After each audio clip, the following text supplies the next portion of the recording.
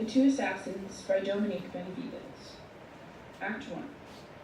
In a small town on the edge of the world lived the most powerful gang lords on the continent, who were feared by all.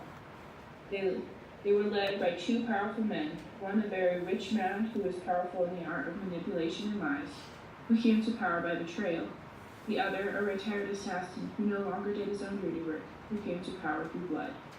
The town sometimes called the soot because the ash that lingered in the air was about to meet the most unlikely of heroes, who would redeem their town and restore hope to the people, but not until they learned what it means to be part of the evils of the world. Our story begins with two orphans, the closest of friends who've known each other since they could remember. One destined day, two of our heroes wandered the streets as they did every day, stealing fruit from the vendors who covered the streets. That day, the leader of the South, Roland, decided to take a walk. The people closed their doors and hid their children at the sight of him. As he walked, he saw the two children stealing a melon from a vendor stand. They were seen by the vendor, who started shouting at them. The children giggled as they ran away, then being followed by the Lord of the South.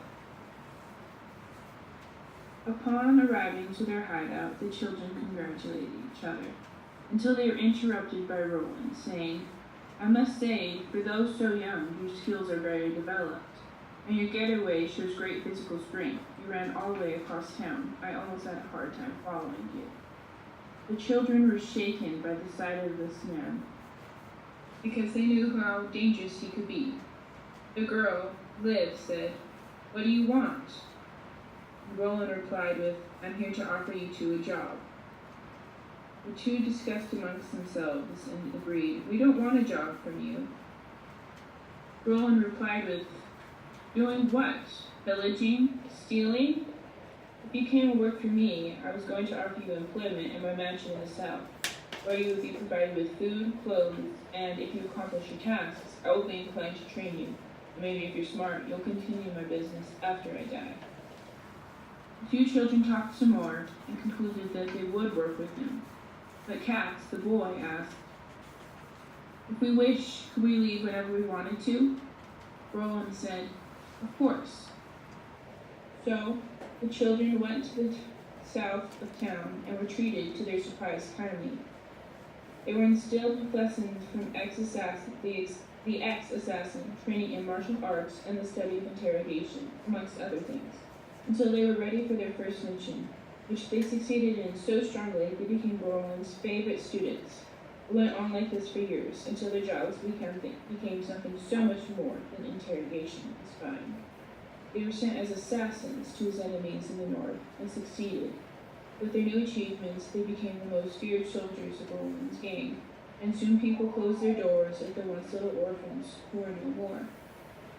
5 years later, the two assassins had just finished a job and were walking back to Roland's house when Cass said, "No contracts, no ties, nothing stopping us from leaving if we wish."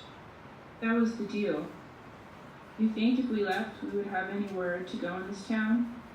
No, our best bet is this life, even if it means we become whatever we are now." "You think you would let us go, even if we wanted to?"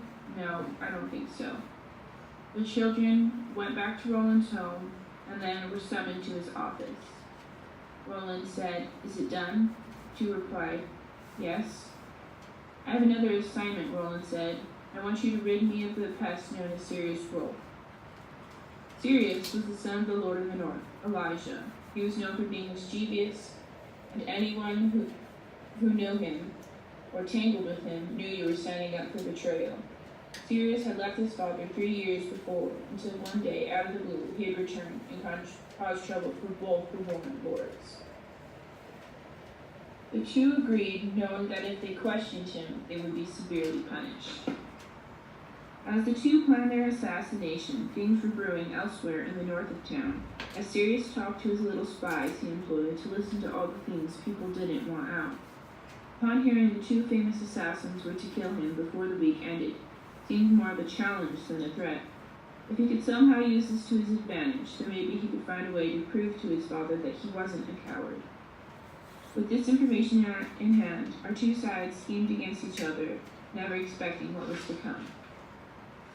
The assassins arrived in the town square, waiting for Sirius.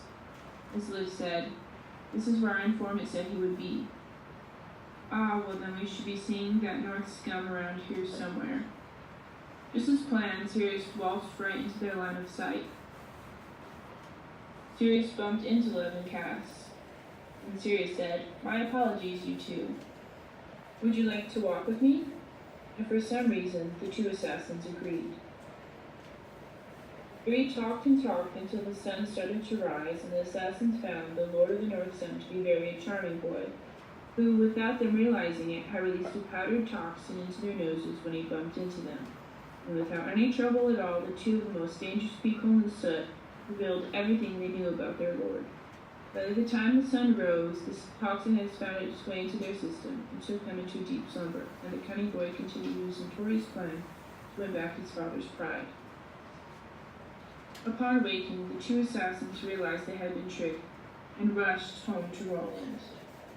Arriving in his office, they found a note on the desk saying, "If you wish for your master's body not to the end of the bottom of the river, I suggest you meet the Lord of the North mansion at noon."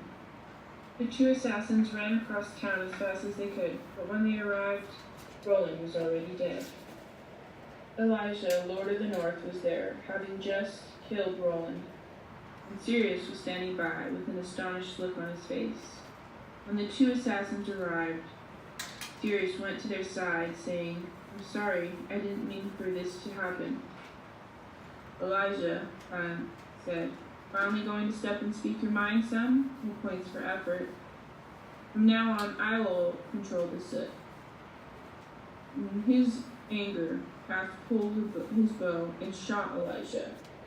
And Sirius ran to his father's side and said, "I will make the world a better place than you did when you left it, and I hope that you see it's the right way, and wherever you're watching me, you will have learned by then what it means to be good."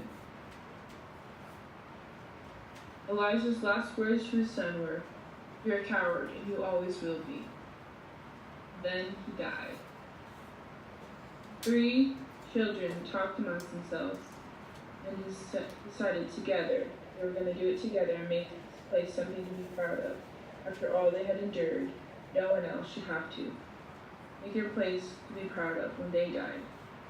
For our heroes emerged from blood and betrayal, but are choosing to bring hope and goodness to the world despite the evilness of their youth. Heroes are the most unlikely of people. The end.